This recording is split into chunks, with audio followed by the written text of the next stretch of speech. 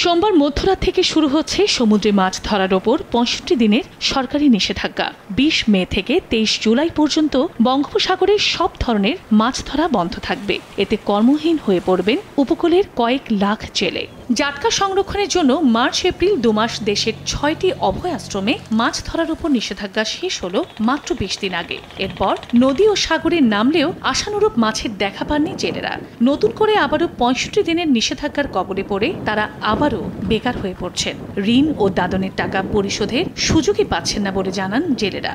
নিষেধাজ্ঞাকালীন নিবন্ধিত প্রতি জেলেকে ৮৬ কেজি করে চাল সহায়তা দেয় সরকার, অথচ তা এখনো পাননি উপকূলের অনেক জেলে। পাশাপাশি রয়েছে সংসারের অন্যান্য খরচ। এতে পরিবার পরিজনের ভরণ পোষণ নিয়ে দুশ্চিন্তায় তারা। তবে শিগগিরই চাল বিতরণ শুরু হবে বলে জানায় মৎস্য বিভাগ ও জেলা প্রশাসন।